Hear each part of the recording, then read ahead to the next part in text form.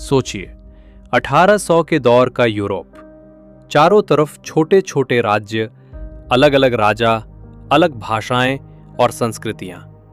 तब किसी ने सोचा भी नहीं था कि एक दिन ये बिखरे हुए इलाके मिलकर बड़े बड़े देश बन जाएंगे। लेकिन 19वीं सदी में एक नई सोच उभरी, राष्ट्रवाद। यही सोच आगे चलकर यूरोप को बदलने वाली थी। 1848 में फ्रांस के कलाकार फ्रेडरिक सोरियू ने 4 चित्र बनाए। उसने सपना दिखाया कि पूरी दुनिया में लोकतांत्रिक देश होंगे। पहले चित्र में लोग, जवान, बूढ़े, महिलाएं, सब स्टैच्यू ऑफ लिबर्टी को सलाम करते गुजर रहे हैं। सब अपने अपने देश के झंडे लिए हुए हैं। जमीन पर पुराने राजाओं के शासन के टूटे प्रतीक पड़े हैं। आसमान से फरिश्ते और संत देख रहे हैं। ये भाईचारे का प्रतीक है। यानी सोरियू का सपना था कि दुनिया के लोग आजादी और बराबरी के साथ रहें। पर सवाल यह है कि ऐसा हुआ कैसे?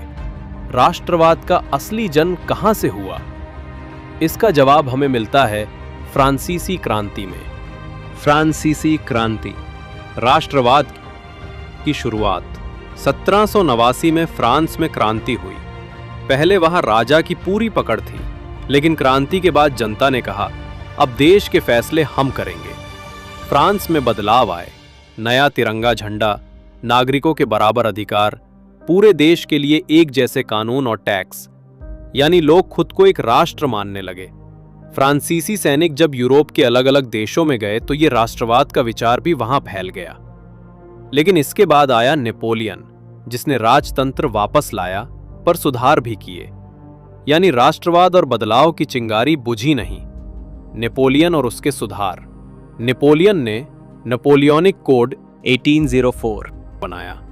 इसमें जन्म के आधार पर मिलने वाले विशेषाधिकार खत्म किए, सबको कानून के सामने बराबर किया, सामंतों की जबरदस्ती खत्म हुई। लेकिन नेपोलियन ने टैक्स बढ़ाए, जबरन सेना में भर्ती की, सेंसरशिप लगाई, जिससे कई जगह लोग नाराज भी हुए। यानी लोगों को आजादी के साथ साथ दमन भी झेलना पड़ा। सवाल है, उस वक्त यूरोप कैसा दिखता था? एकजुट देश तो थे ही नहीं। 18वीं सदी में जर्मनी, इटली, स्विट्जरलैंड सब छोटे छोटे राज्यों में बटे थे। हैब्सबर्ग साम्राज्य में अलग अलग भाषा, अलग संस्कृति वाले लोग रहते थे। एकजुट करने वाली चीज बस थी राजा के प्रति निष्ठा। यानी राष्ट्रवाद की राह आसान नहीं थी, क्योंकि लोग खुद को अलग अलग पहचान से जोड़ते थे। लेकिन धीरे धीरे बदलाव आया। उद्योग और व्यापार ने नए वर्ग को जन्म दिया, जिसने आजादी की मांग तेज की। उद्योग और लिबरल सोच।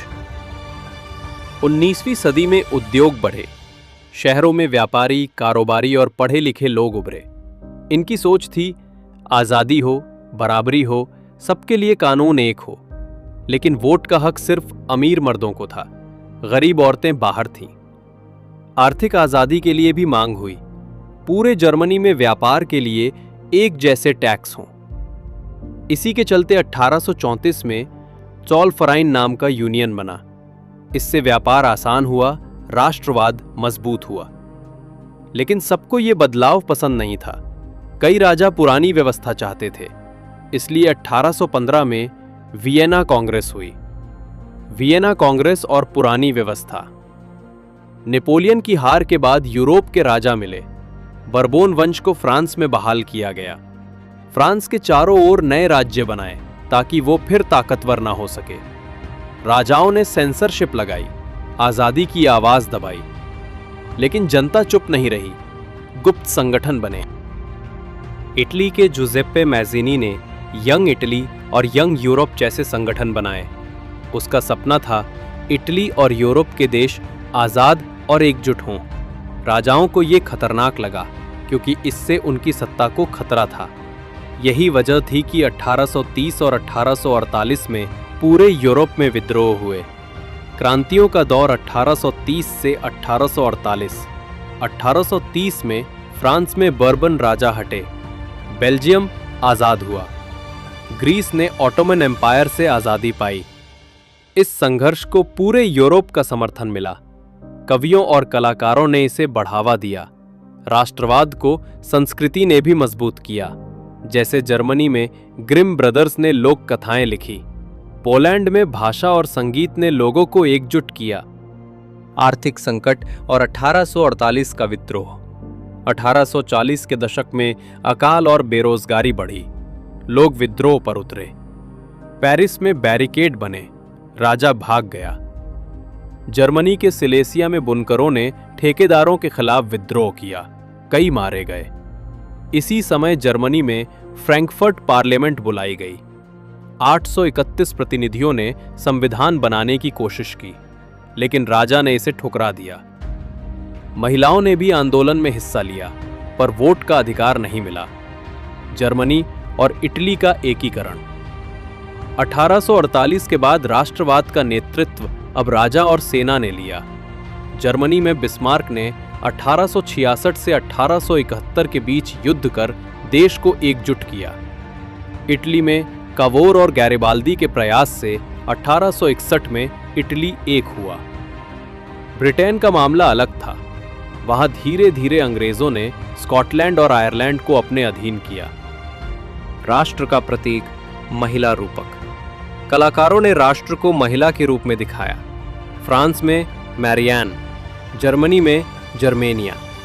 इनकी तस्वीरें झंडों, सिक्कों और टिकटों पर बनी। इससे लोगों में राष्ट्र से जुड़ाव की भावना आई। राष्ट्रवाद और साम्राज्यवाद। 1871 के बाद राष्ट्रवाद संकीर्ण हो गया। बाल्कन इलाके में छोटे छोटे देश आजादी चाहते थे। यूरोप की बड़ी शक्तियां भी वहां कब्जे की होड़ में थीं। यहीं से तनाव बढ़ा और आगे चलकर पहला विश्व युद्ध हुआ। इस तरह 19वीं सदी का राष्ट्रवाद पहले लोगों को आजादी की ओर ले गया, फिर देशों को एकजुट किया और अंत में विश्व युद्ध जैसी तबाही का कारण भी बना। लेकिन इस दौर ने दुनिया को सिखाया कि लोग अपनी पहचान और आजादी के लिए किस हद तक लड़ सकते हैं।